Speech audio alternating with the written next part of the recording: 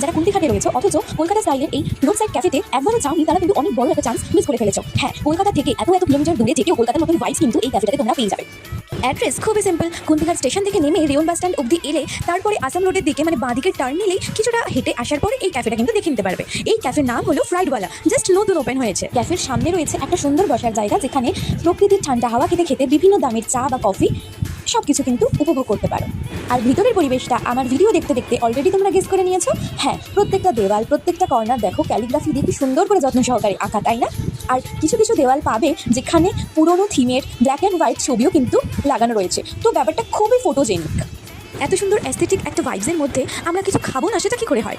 তো তোমরা যদি খাবারের দাম জানতে চাও তাহলে তোমরা ক্যাটলগের পেজগুলো কিন্তু পজ করে দেখে নিতে পারো। প্রচণ্ড রিজনেবল প্রাইস, খাবার প্রচণ্ড টেস্টি। আমরা অর্ডার করেছিলাম 2 কাপ কফি, একটা পনির মোমো আর একটা চিকেন বার্গার। আসলে আমি তো ফুড ব্লগার নই, তাই আমি হুট করে কোনো খাবার না জাজ করতে পারি না। আমার মোটামুটি সব রকমের খাবারই কিন্তু খুবই ভালো লাগে, আর এখানের খাবারও কিন্তু নো ডাউট খুবই ভালো ছিল, খুবই টেস্টি ছিল। কিন্তু যে কোনো ধরনের পার্টির জন্য আগে থেকে যে কোনো একটা কর্নার প্রি বুক করা যায়। যদি আমার ভিডিওগুলো তোমাদের ভালো লেগে থাকে তাহলে সাবস্ক্রাইব আর লাইক অবশ্যই করবে।